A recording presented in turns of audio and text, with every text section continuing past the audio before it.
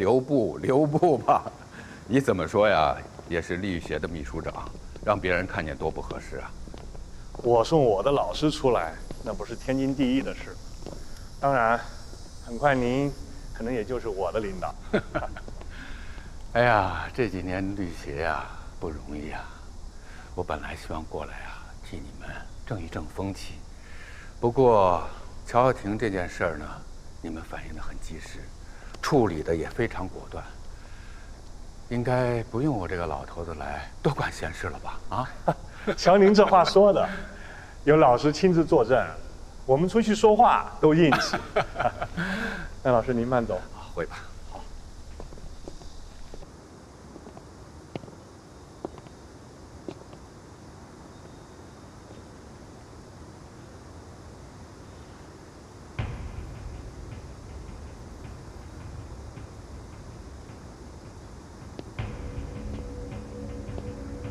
匡主任，好久不见。怎么样？主任的位子坐得可还舒服啊？那只是咱们正常的改选。您知道的，不管谁坐在这个位置上，在大家心目中对您的尊崇是不会改变的。也包括你和乔少廷嘛。主任，您能不能不计前嫌，放少廷一马？他自作自受，与我有什么相干啊？如果您能够帮少廷说句话，他100%能够摆脱目前的处境。高看我了。我要真有那个本事，怎么会连自己一手创办的事务所都保不住呢？你来这儿干什么呀？来给乔少廷说人情啊？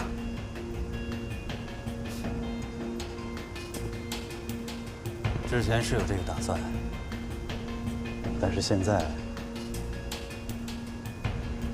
没有这个必要。有我又能怎么样？你不一样参选律协的会长吗？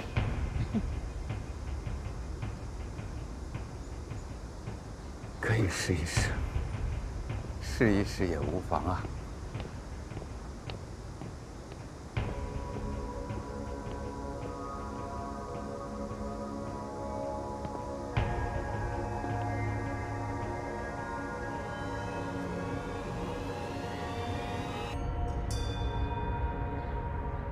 等会儿你见着肖律师，我知道，煲汤鼓励收拢人心。主任，要是咱们所能把条件开得再好点儿，把收拢变成收买，我会非常有信心。乔律那边你搞得定吧？他可不怎么喝汤。你有什么建议吗？你是想问我乔律有什么弱点啊？乔律在乎家人，但可惜你不是黑手党，更何况主任，我怎么觉得有些事情你得先想清楚。什么意思？我有点搞不清，你到底是要支持他，还是试图约束他？我就想保住咱们所。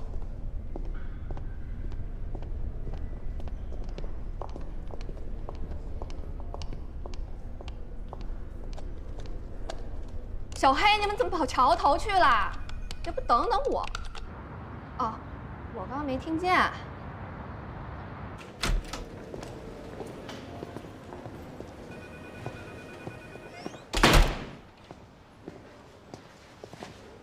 我不管是你进去之前，还是你出来之后，咱们所可以说是对你全力支持，甚至说是百般容忍。但如果你要老这么干的话，我这主任没法当了。我怎么了？你跟肖律师到底是怎么回事？你指的是哪回事？别站着了，坐吧。坐啊。哦。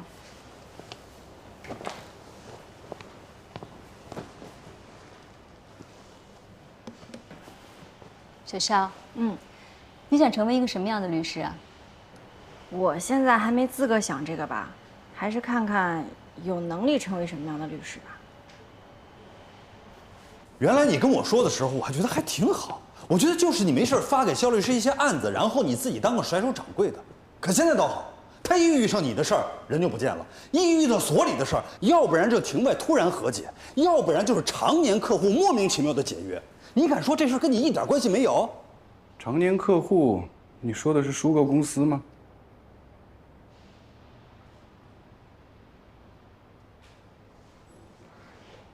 我刚来的时候，主任还是邝教授。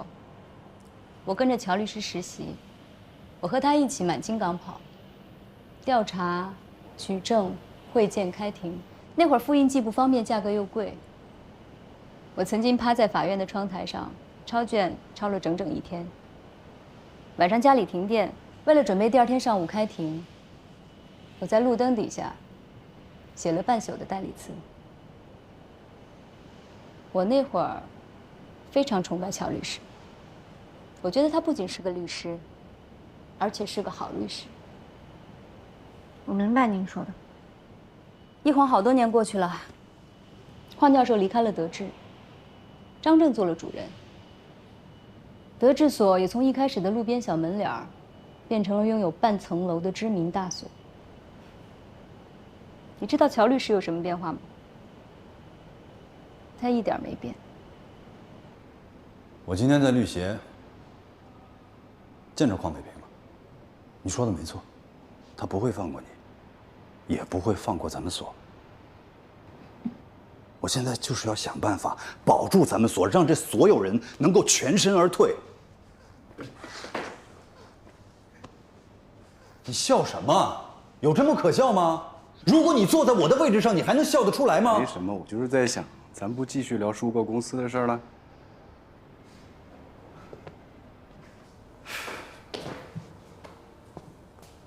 这事儿不可能善良，我回不了头，邝北平也一样。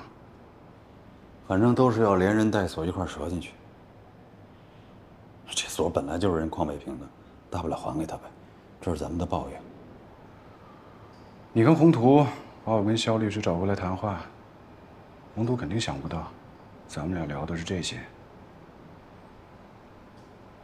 我问你啊，肖律师是你招来的吗？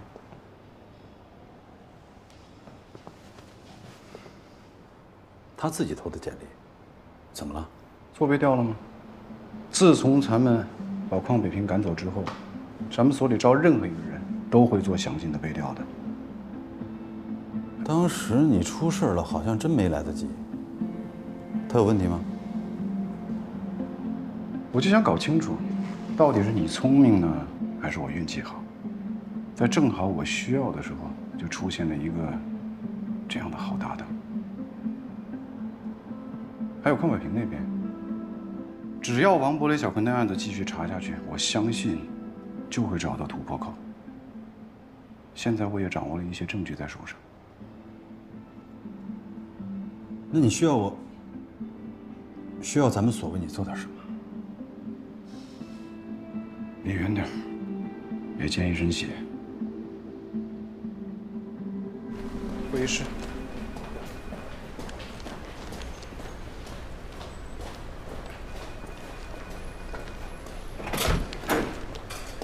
这个开庭的应到地点怎么是在中院？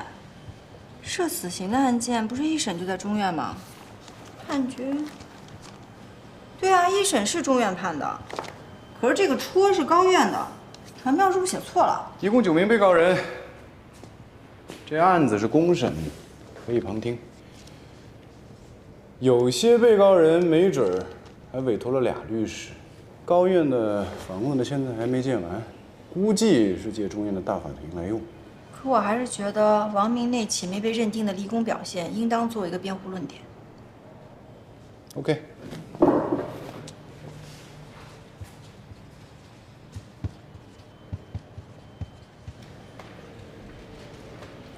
主任叫你过去，是不是因为你带我办案子呀？他不担心我带你办案，他是担心我把你带坏。洪律师也是这么认为的。看来在他们心中，我被你洗脑的风险很大。洪图咋说的？我其实看待你就像我的妹妹一样。你现在就像当初的我。他大概觉得第一种态度还不适用于我和你之间。咱们这个行业对年轻人并不算友好，对年轻的女性更是如此。现在的你就像当年的我一样，在这种无助的状态下面对诸多挑战，会不自觉地把身边一个崇拜的人作为目标去倚靠和追随。就连你现在跟着乔律师做事的样子，也和我当初一模一样。乔律师确实是一个业务能力非常优秀的资深从业者，但是他过时了。已经过时了。这话没什么问题啊。女人，你愿意跟谁学习是你的自由，我只是想让你明白，一个女人一定要开创自己的事业，而前提就是你不能跟在男人后面走。少提问。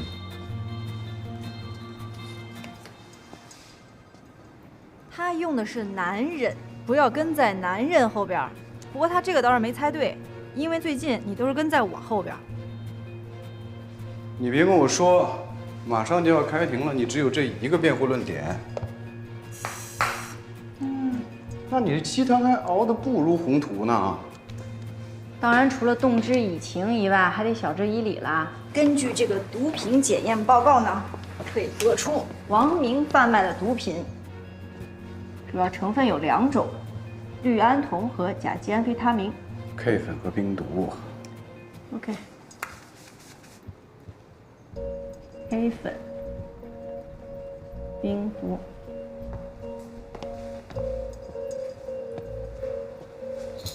这是一审判决确认的它的贩毒数量。这有什么问题吗？问题就在于占大比例成分的 K 粉在案发时还没有被纳入毒品。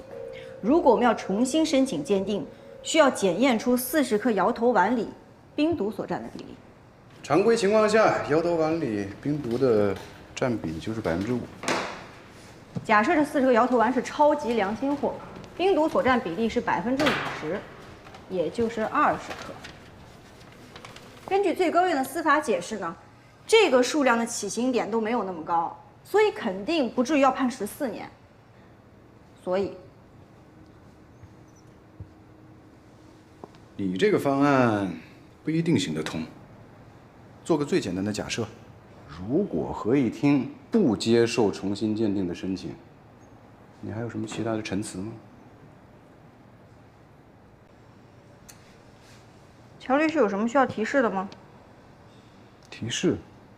最好就是明确一点的那种，至少要比在闽悦阁酒楼门前吃肉饼那次更明确。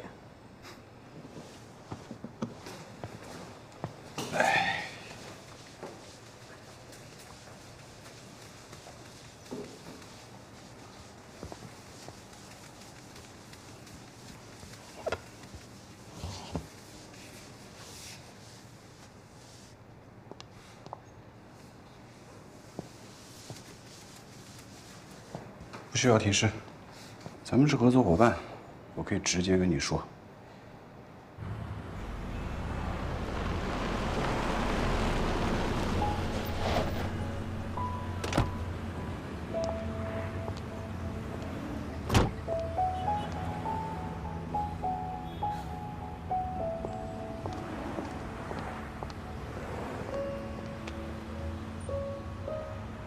如果一审判决通篇读下来，会发现，这一份判决在事实认定和法律适用上相当严谨。请把东西放进去。而我们有可能为王明争取到的切入点，在于不同被告人判决结果横向比较后的一个自由裁量空间上。你是说同案的彭达？彭达贩卖的毒品数量高达470克，其中含苯丙胺类的毒品350克，理论上判死刑都够。但是一审法院认定他有减轻处罚的立功情节。这个彭达，他有前科，属于累犯。彭达的立功情节是什么？举报了王明啊。也就是说，在同罪甚至同案的情况下，彭达贩毒470克，累犯有一起被认定的立功表现；王明贩毒40个初犯，立功表现没有被认定，原因是因为他举报起获的 K 粉在54天之后才被纳入毒品。两者相比较的话，不是彭达判得太轻，就是王明判得太重。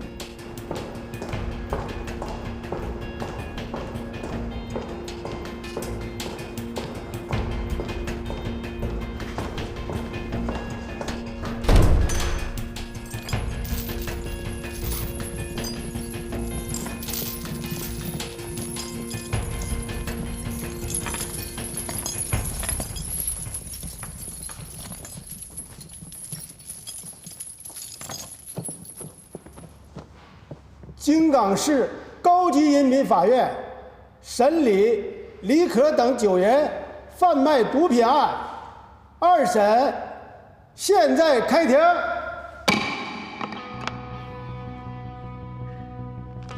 辩护措辞要有一种策略。首先，彭达和王明的判决都是在一个合理的自由裁量范围之内，不存在有失偏颇。本案的一审判决对被告人量刑过重，本案另一名被告人彭达同样犯贩卖毒品罪，其贩卖毒品达470余克，其中含苯丙胺类毒品350克。其次呢，不要说彭达判得太轻，我们要跟合议庭明确表示，彭达的量刑和判决是公正的。一审判决亦认定被告人彭达贩卖毒品数量大，罪行特别严重，依法应当判处死刑。但一审法院认定其具有减轻处罚的情节，最后判处了有期徒刑14年。你不是去对抗公诉机关，也不是去对抗2审法院，更不是去对抗其他被告人，你甚至不是去对抗一审法院。那我要对抗的是什么？一审判决。辩护人认为，如果以此作为量刑参照，那么一审判决对王明的刑罚明显偏重。以下是辩护人就被告人王明、彭达犯罪与刑罚作出的比较。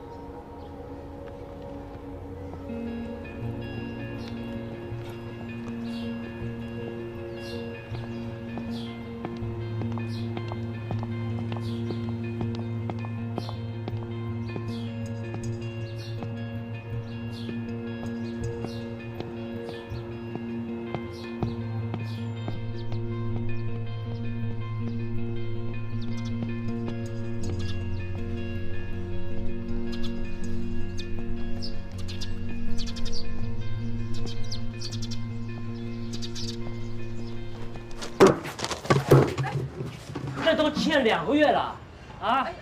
甭废话，赶紧给我搬东西滚蛋！容我缓缓吧，啊！我孩子他爹现在还躺在床上起不来呢，我上哪给你弄钱去啊？你再容我几天，好吧？这至少让我出去找人拆卸一下呀。你那个死老公啊，这辈子也下不了地了，啊，回回拿这个哭惨，啊，还有你那个坐牢的儿子也快枪毙了吧？啊，今天来二话，赶紧给我办，不办我交给你断人下手。我问一下，您是雷小坤的母亲吗？我们见过，我姓乔，之前您儿子那案子呀，本该是由我来做辩护的。哎，你是干什么的？我是他们的律师。呀，律师很牛啊！啊，律师管不管交房租啊？不管。但是呢，鉴于现在这种情况，打个电话报个警，对于我来说呢，算是举手之劳的事儿。报什么警啊？啊，欠租的占着房子不搬，我到哪都有理说。你知不知道我手机值多少钱？听好了啊，造成任何私人财物损失到达5000块钱以上的，构成毁财罪。而且像我这种不差钱的律师，坦白说，我根本就不会跟你赔偿和解。就算你认识个把片警也没用。看着干什么呀？把我手机捡回来呀，看看摔坏没有啊？哦，哎。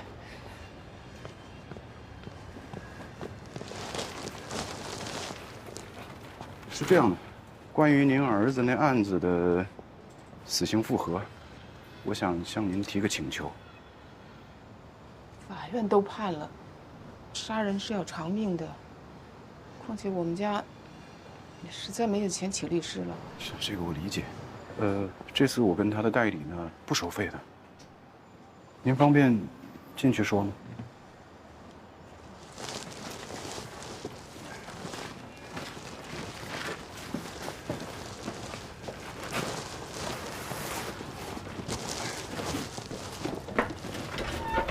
哎，你看你这手机还好着呢，是吧？还亮着。上那儿站着。房租的事儿，我一会儿跟你聊啊。站好了啊。来，您坐。不好意思啊，又来打扰了。我们准备提审王波和雷小坤，所以想看一下院里的电子档案，以便把功课做扎实一些。没问题，这也是我们应该配合的。肖总，哎，上内网给他们调一下卷。好，我还马上得开个庭，有什么需求随时说。没事，你忙你忙。好，好，谢谢。对不起。梁哥，中午咱吃什么呀？这刚几点啊？院里的食堂还没开呢。我还没吃早饭呢。再说人咱们跑人京港中院调卷，蹭饭也不合适吧？从停车场过来的时候，我就看你一直盯着对面那家老孙家快餐。你现在真厉害呀！咱们这些餐不是都还……餐标够你点一份双拼饭，外加一份烤肠和蛋花汤的。完美，去就回啊！哎，稍等，给您看。谢谢。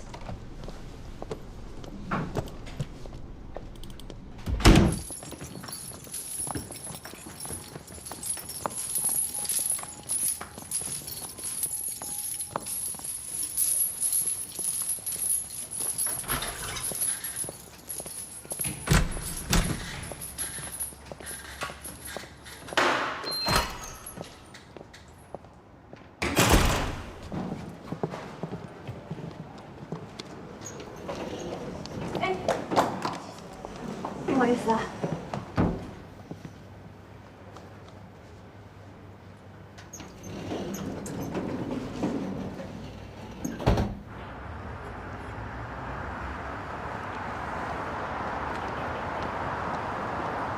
看样子这庭开得不错啊。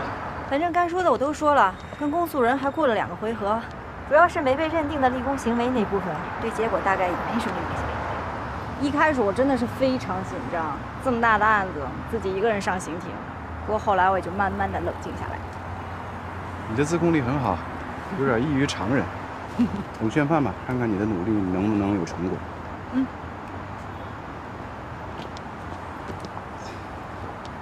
顺利的，放心吧啊，别担心啊。对，要等结果。老爷子不容易，也算是老来得子。你别看王明才23岁，这老父亲已经60多，家境不宽裕。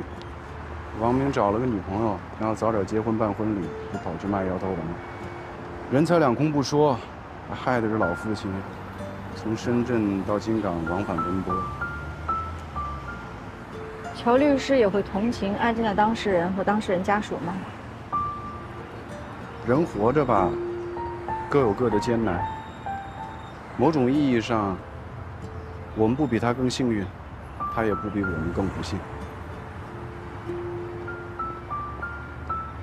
李小坤那边呢？拿到了，我正想着我们吃个好的庆祝一番。那个公交车站在哪儿？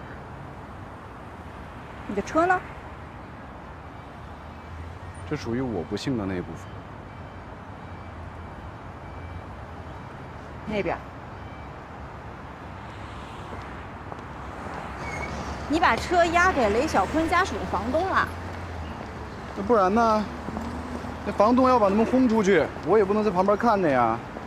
他们遇到了困难，我帮帮他们，那委托书签起来也痛快一点。估计雷小坤呢也知道他们家的状况，不想再拖累他父母了。那我怎么记得那车不是你的呀？哎呀，别提了。不过没事，我应该能赎回来。实在不行啊，你就歇歇吧。这先当表又押车，借来的车也给押出去了。我看你这块赎回来的表，没过多久也得当出去。照这么下去，很快你就会成为真正的穷光蛋。而光呢，还真就是字面意思。穷归穷，也不耽误咱们吃饭庆祝。照这架势，估计也是吃不上什么好的了。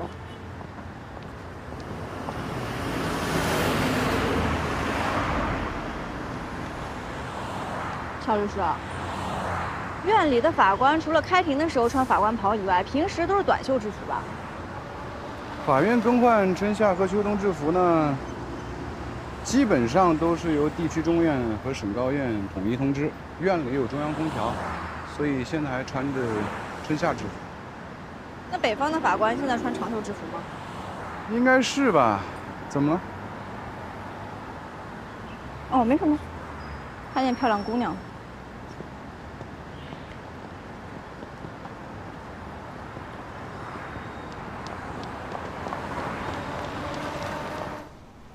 啊，对，我跟方圆过来提醒一下被告人。没问题，您放心啊，我会尽快的。好的。前任叫你回去呢。等提醒完被告人，我就回去。哎，这复核案子咱们组庭了吗？就算是组了呗，我你，回头我再问问张导或者焦志有没有空。这合议庭不就算是凑齐了吗？你就是先斩后奏，回去等着被挨批吧，到时候。哦，对了，我刚才在电梯里看见前两天怼你哥们儿那女律师了，就是他妹跟乔尔廷一块儿那个，估计是过来开庭的。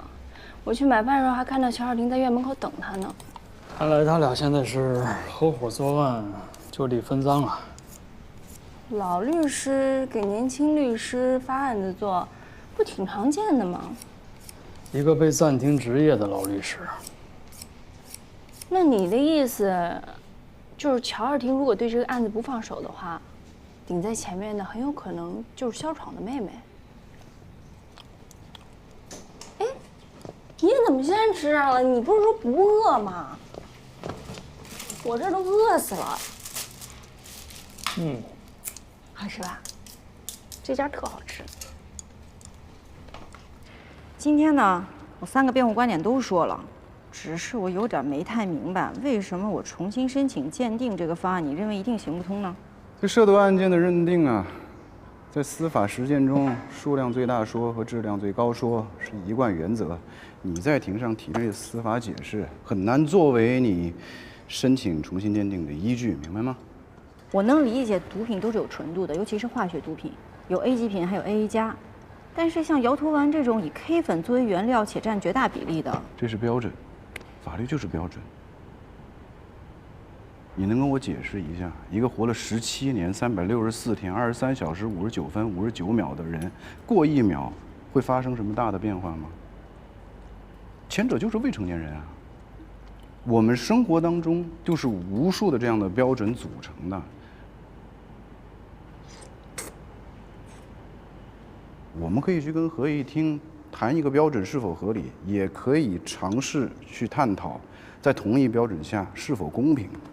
我是不是根本没必要从这个方向进行辩护？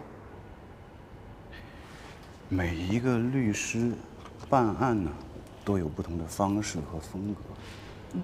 同一个刑案，切入点也不一样。你的这个方案呢，我认为不可行，但是我很欣赏你的思考方式。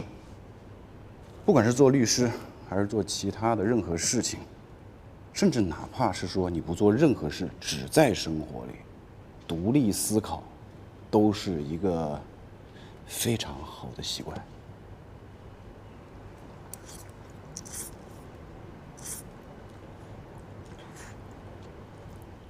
针对季新律师的投诉，当事人那边我已经摆平了。既然您都说律协不会继续追究，那应该就没事了。那个律师跟着哪个合伙人呢？付超的人，哎呀，都跟了5、6年了。我立刻让付超开了他。律协竞选这种事儿，大家不一定拿脑子投票。只要有人投诉，人家可不管季律师冤枉不冤枉。明白，主任。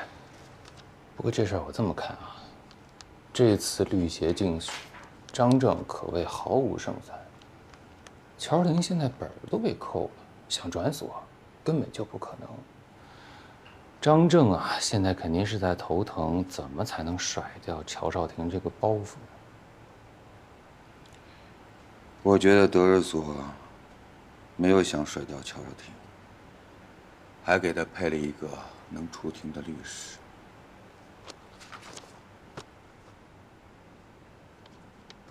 没想到啊，这么快就能拿到代理权，还这么顺利，可以向最高院去报备啦。挨了顿打，压了辆车，要这顿算顺利的话，拜托啊，不顺利的案子别介绍给我。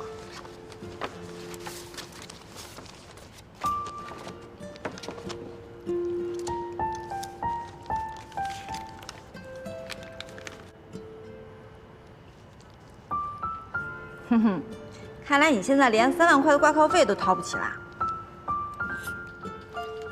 钱我一定会付给你，但是不一定要把你的名字填在委托书上。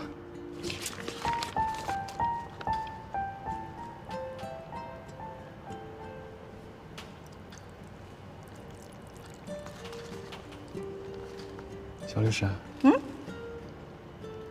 你很愿意为这个案子出面吗？我无所谓，有案子就做呗。虽说有时候逃避直视对方是个本能，可是做律师呢，我建议啊，你这个习惯还是改一改。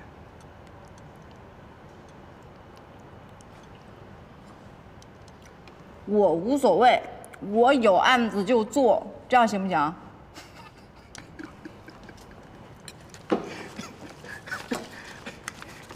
你知道金港律师行业除了德智所和金富所之外，还有一个大所乐动所，去年破产解散了。乐动所的合伙人呢，张乐动是我的一个前辈，他是咱们国家海商领域当中屈指可数的专家之一。3年前，他实名举报邝北平学术造假。然后呢？然后？没有然后啊，很快也就风平浪静，不了了之了，甚至在互联网上都找不到什么相关信息。现在和乔婷搭档的那个女律师，我怎么觉得有点眼熟啊？来咱们所面试过。难道德智所开出的待遇比我们好吗？人各有志，更何况他在咱们所应聘的时候说自己是乔少廷的铁杆粉丝。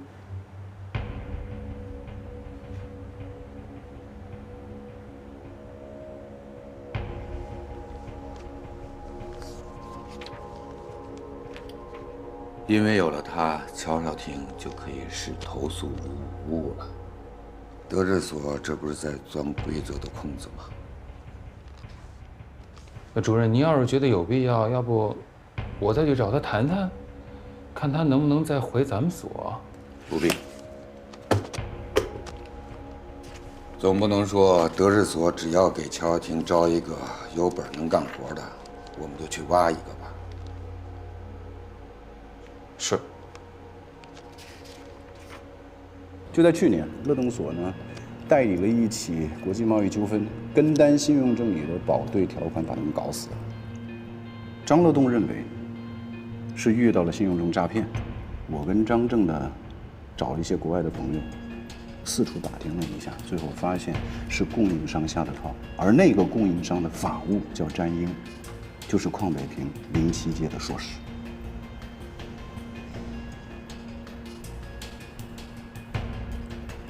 新入行的律师免不了毛躁，又是跟着乔耀庭这种喜欢胡来的，你去查一下这个肖律师，看看他有没有什么违规、违纪甚至违法的行为。主任，您是打算要我？这个肖律师如果做错了什么事，受伤害的人自然会投诉他，管理部门自然会处置。我打算什么？与我有什么相干吗？当然。尽快去办。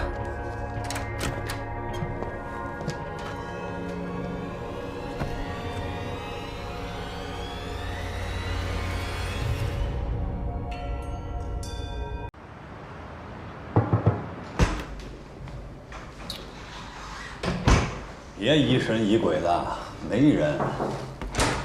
什么事儿啊？这么着急？我正跟客户吃饭吃一半呢。主任让我查肖真的把柄。哪方面？违规、违纪或者违法。还是这一套。合法伤害权这事儿，邝老爷子玩得太溜了。我琢磨琢磨吧，尽快回复你。你什么意思啊？主任这回是动真格的，一旦被他揪住小辫子，他真的会废了肖真。他不就做这么使的吗？哎，你从一开始就告诉我呀。我是说肖真是可以牺牲的，但我没有说过他是用来牺牲的。就别抠这些字眼了。再说了，他要是真被废了，后面谁替少廷出面办事儿？不是还有韩律师吗？你顾虑的事儿，我早就想好了。我觉着，一旦肖真出局，少廷就只能去找韩律师，他们俩会是完美组合。更何况，韩松阁的儿子不是邝北平想动就能动的。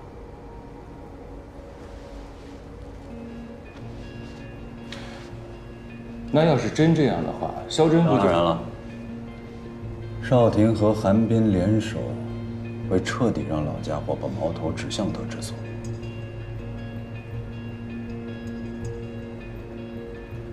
不过这部分我也想开了，不管怎么，他都会针对我们做的。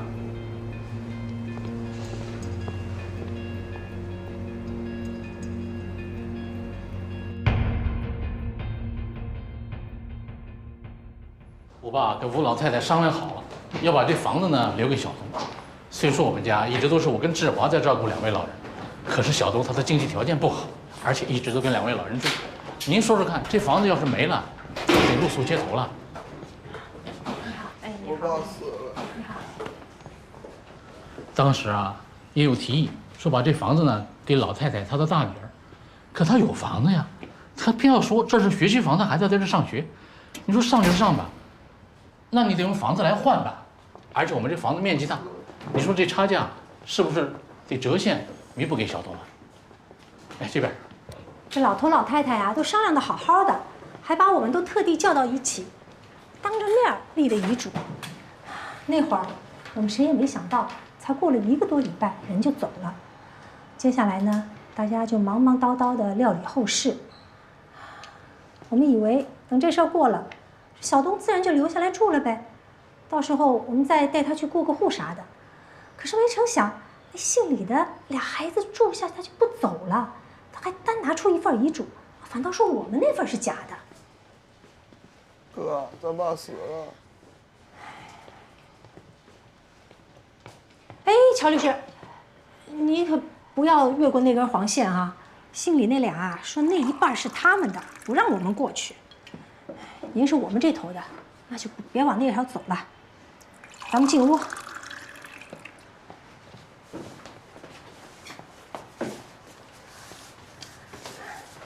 前2天啊，因为迈错一步，还差点打起来了，派出所都来人了。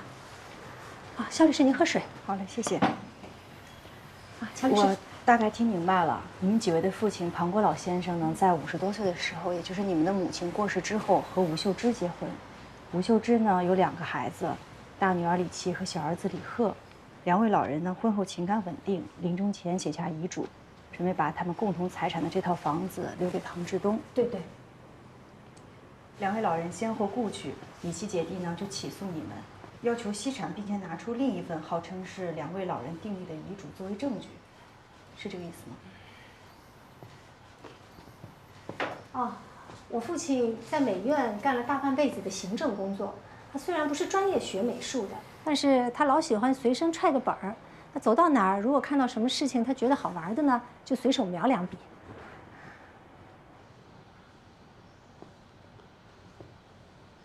既然传票已经收到，答辩期也没有几天，你们肯定收到了法院给你们对方证据的复印件。那我们看一下材料吧。没问题，这儿。小律师，我帮你说，你说这事儿，我真是一头恼火。你说好好的俩人吧，你在一道在一道，你非要结什么婚，领什么证？他们这儿好了，夕阳无限好了，我们这是人间无限愁啊！哥，咱爸死了。陈不怕，我们当时候是不同意的，现在搞得一地鸡毛的。就是你说什么不合适？我们现在天天要送孩子上班，还要照顾我弟弟。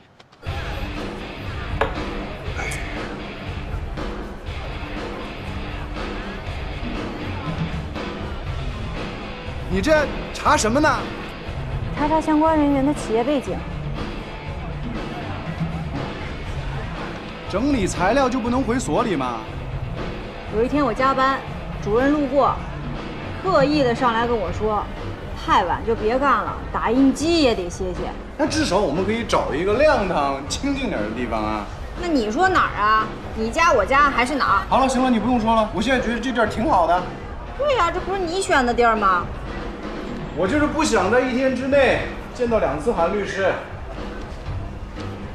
一开始你就说不清楚为什么不想和洪律师合作，怎么现在连韩律师也抵触了呢？要是说你跟这洪律师关系不好吧，我觉得他确实有点针对你。可是韩律师为人很温和呀，你为什么也抵触他？那你和张主任关系好吗？一般吧。那你和薛律师呢？我可听说你们是校友，还住一个宿舍呢。那个货我更烦。那你和你爱人呢？你到底想说什么啊？我就想问问你，有谁是跟你关系比较好的吗？哎，金玉。啊。来，坐着。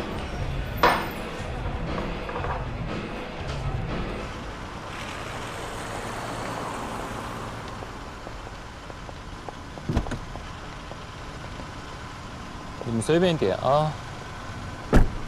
啊，对，我可是接受不了新世界的红酒啊。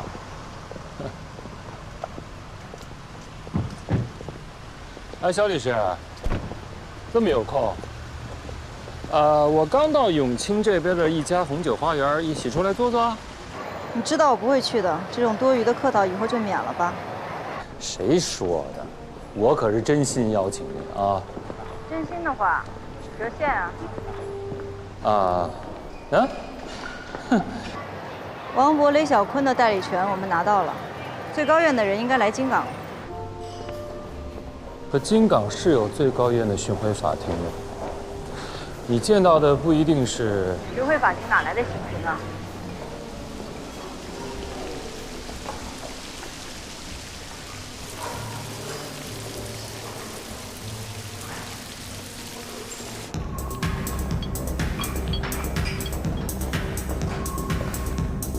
似曾相识，一见如故。什么？我说这姑娘别说这酒。我说你整天带着这么一个漂亮的女律师到处瞎逛，就不怕你老婆有意见？我现在暂停执业，身边得有个能出庭的。你这妆，八成就是这女律师的男朋友给画的吧？就是我那个前当事人的老婆的新相好手底下的马仔给打的。听你们律师说话太绕，不重要。这是你托我办的事儿啊，看看有没有用。这个邹亮啊，吸毒已经不是1天2天的事儿了。之前啊，他从那姓齐的手下拿货，后来这姓齐的进去了，他就从那菲菲那儿开始拿货，而且他死之前办了一次人身意外的商业保险，是在那个宏安保险公司投的保。但估计他这死法也没什么理赔的事儿。菲菲是谁啊？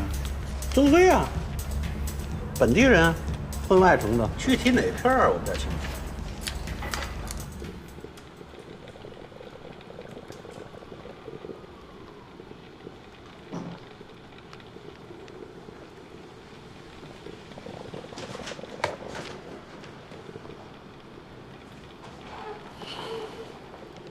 哎，南哥，你说我这儿好歹忙活的是将死之人的事儿，你那儿盯着那个邹亮都多半天了。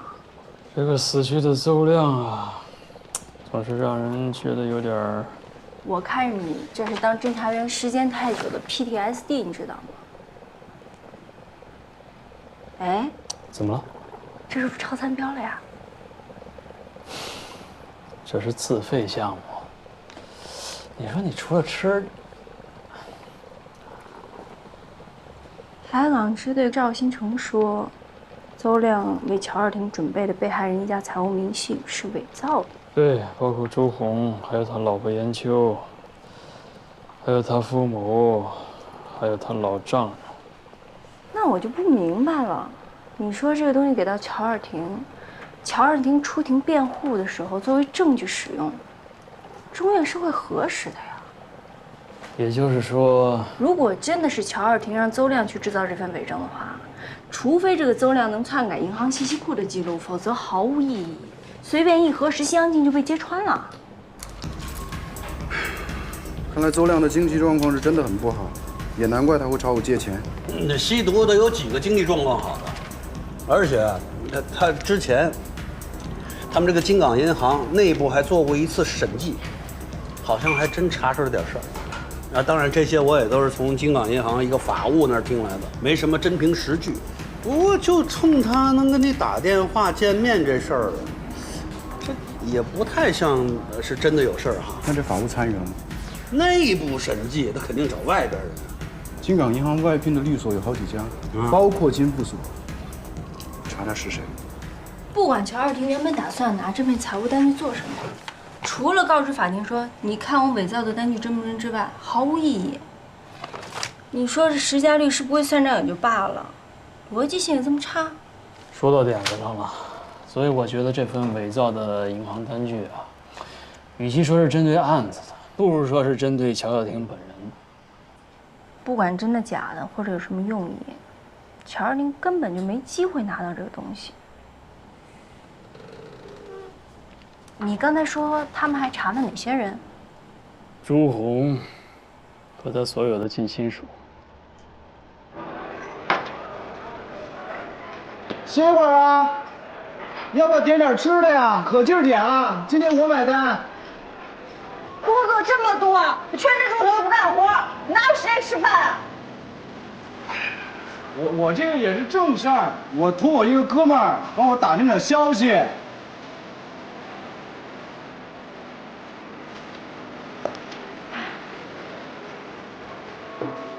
哎，那我就知道你为什么不喜欢正常人了。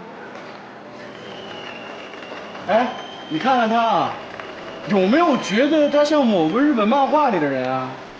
啥？一拳超人啊？啊？一拳超人吗？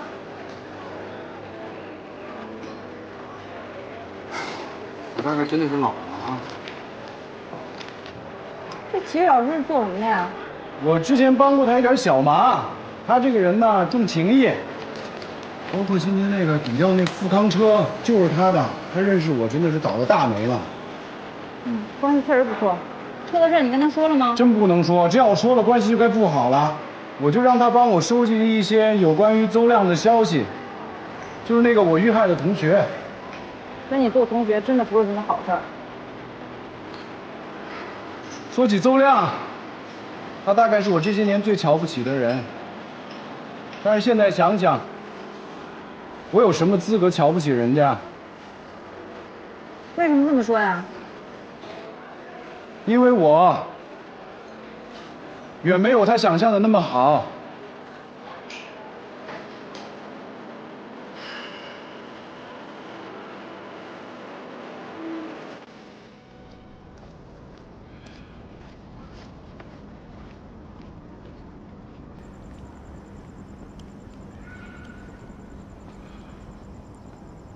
看什么呢？没事儿，我就是确认一下这是不是我住的地儿。我怕我这一不留神儿，就习惯性的直接回家了。我今天加班，回去晚，顺路过来看看你伤怎么样。哦，多谢。你咋不给我打个电话呢？我要知道的话，我能早点回来，咱们俩就能一块儿。你过来。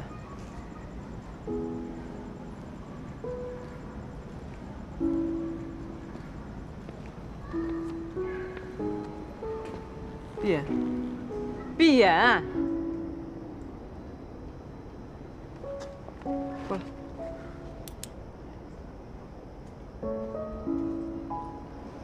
应该再有2天就能消肿了。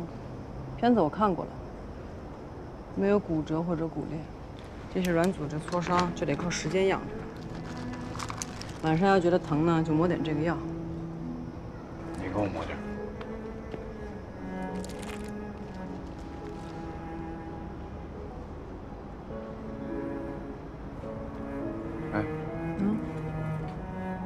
要不要上去？来都来了。乔大律师，我孩子还小，我得趁他睡着之前回家，我就不跟您上楼再续前缘了啊。我今天是回来的晚，所以顺路过来。离婚协议书呢也没带着。疼啊？我觉得你对我挺好的，你这么关心我，我很诚情。今晚月色真美。啊？嗯？今天没月亮啊。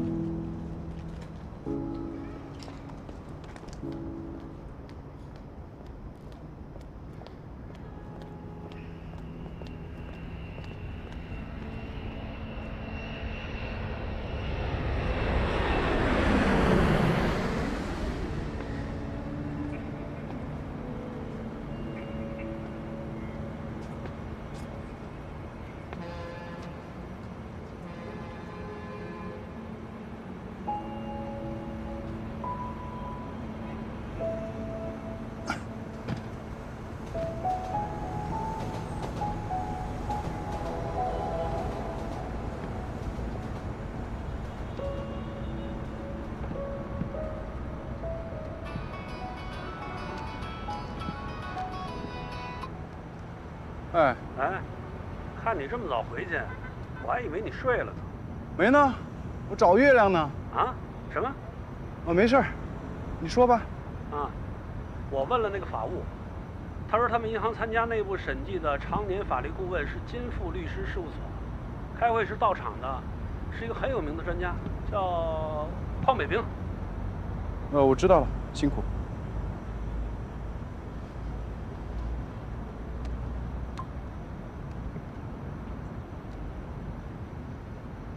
薛律，今晚咱们出来做，也是我们哥俩有点事儿想找你谈一下。说，你知道这段时间来，主任吩咐我们做了不少事儿，基本上都是针对乔少廷的。拆迁公司那个姓曹的，还有人心所的马律师。我知道你从马律师手里撬过来的那个案子，那个被性骚扰的女孩手里证据不足，案子你赢定了，就有点缺德。男女这种事儿很难说清楚。你的当事人做过什么，你心里头一清二楚，不是吗？不错，我也喜欢风流，但我讨厌下流。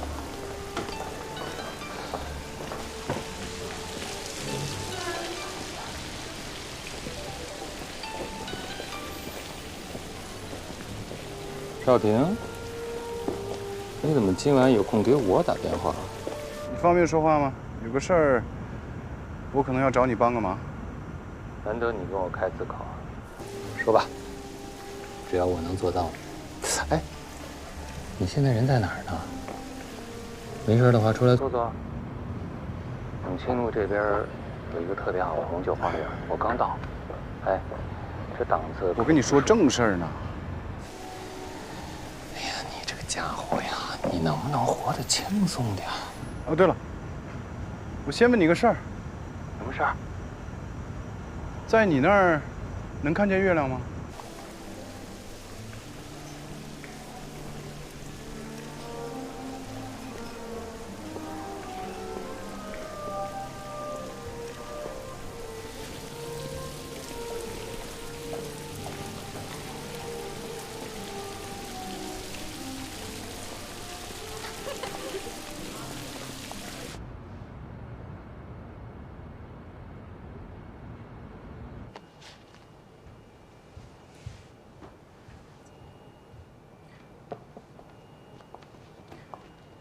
晚上我和乔律师去了府南街一家叫朱哥的酒吧，在那里整理了西产案的相关资料，然后我们就分开了。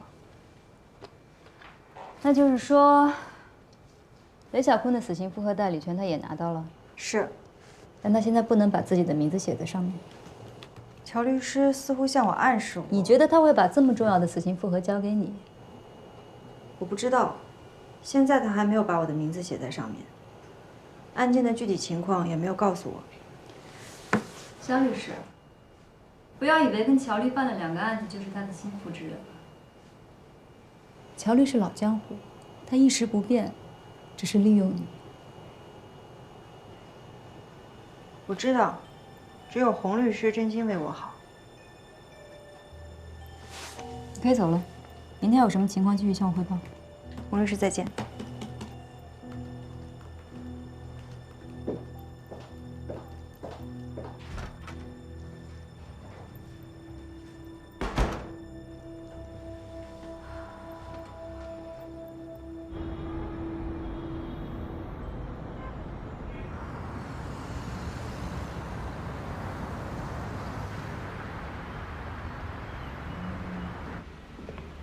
我上天文网站查了，昨天是这个月的农历初1，晚上很难看到月亮，而且我还查了气象局的天气预报，从昨天到今天就是多云多云，都不是多云转晴。你问我有没有看到月亮，到底是什么意思？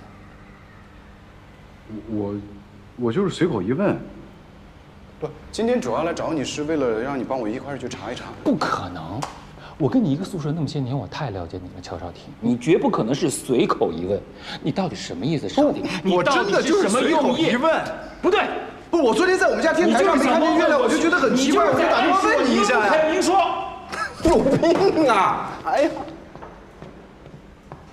你换车了？这宏图律师的车，我借用一下。那你原来的车呢？一言难尽，你哪儿那么有问题啊？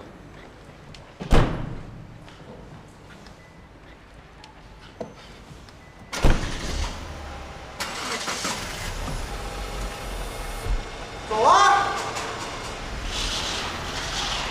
你现在什么都不敢跟我说了，换车都不跟我说。哎呀，走！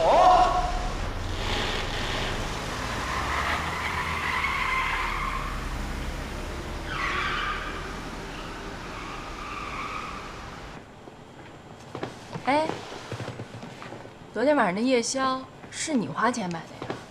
别客气，你就不用回请了。谁要回请你？我是说那个味道不错，而且你今儿还得请我吃顿好的呢。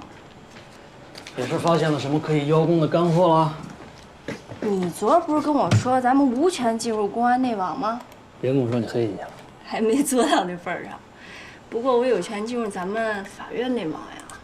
废话，那我也能进去啊。我查了一下被害人朱红和他近亲属有没有过涉诉的记录，结果查到2年多前，朱红的岳父严培旭有过一起民事诉讼。隔壁邻居厨房渗水，相邻关系的损害赔偿。诉讼标的一共是600多块钱，估计主要是为了置气吧。但你看一下他的代理律师是谁？邝北平，金富律师事务所主任。他不是主攻刑法的专家吗？你说，是什么样的关系能让邝教授心甘情愿地为一个几百块诉讼标的的民事案件亲自出庭？说吧，想吃啥？别着急呀，你再看这个。我又查了一下邝北平这些年在金港的案件代理情况，发现他不止一次为金港银行的贷款案件出庭，或至少挂过名。金富所是金港银行的常年法律顾问。那个邹亮，不就是金港银行